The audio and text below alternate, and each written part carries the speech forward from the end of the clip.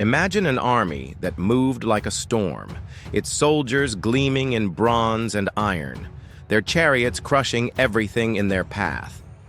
Neighbors didn't just fear them, they hated them. This was Assyria, the world's first true empire, and its story is one of brilliance, brutality, and collapse. At its height, the Assyrian Empire stretched from the Nile to the Caspian Sea, from the Mediterranean to the Persian Gulf. No state before had ruled such vast lands with such ruthless efficiency. The Assyrians weren't just warriors, they were innovators. They built the first professional army, introduced a postal service, laid down paved roads, and pioneered military engineering. They shaped the way empires would be built for centuries, from the Persians to the Romans. But who were these people? The Assyrians were a Semitic people whose roots trace back to Arabia. Thousands of years ago, Arabia wasn't the desert we know today, but a savanna. When the climate shifted and the land dried up, tribes moved north into Mesopotamia. Among them were the ancestors of the Assyrians, who settled along the Tigris River. Their early cities, Nineveh, Arbela, and Ashur, began as trading posts, but soon grew into something much more powerful. Ashur, both the city and the god worshipped there, became the beating heart of Assyria. Unlike other city-states of Mesopotamia, the Assyrians believed their true king was not a man, but the god Ashur himself. Human rulers were only his representatives. Over time, however, that changed. As Assyria expanded, its kings claimed far greater titles: king of the universe, king of all peoples, and they saw conquest as a divine mission, and conquer they did. The Assyrian army was a machine unlike anything the world had seen. They developed cavalry units, siege towers, and battering rams. They mastered the art of storming fortresses, reducing once proud cities to rubble in days rather than years. They also built an empire of roads and garrisons, keeping distant provinces under tight control through governors and constant communication. But their rise wasn't just about organization. It was about fear. Assyrian kings openly bragged about the horrors they inflicted. One described building towers of severed heads, impaling young men on stakes, and burning maidens alive. These weren't exaggerations. They were policies of terror, designed to crush resistance before it began.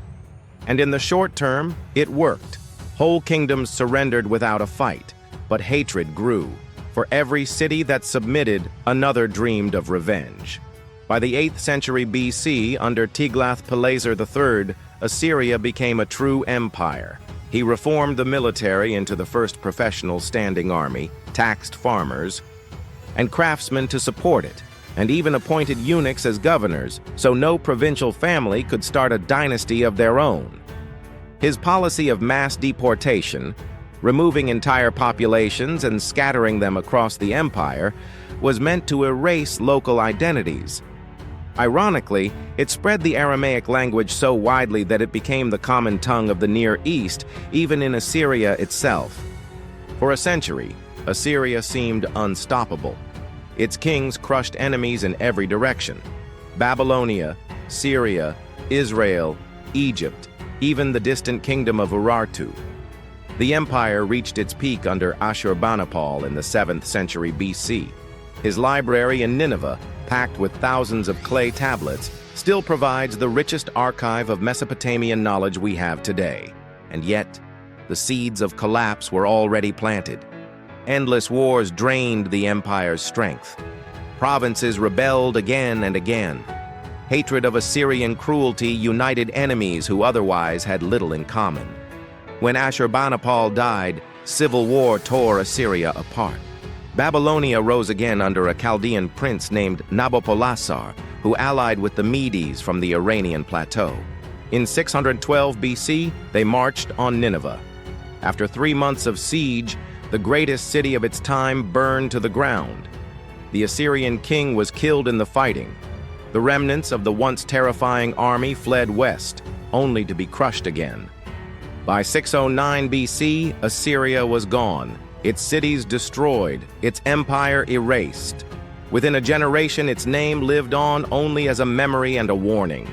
The story of Assyria is the story of humanity's first empire, brilliant in organization, groundbreaking in innovation, and terrifying in cruelty.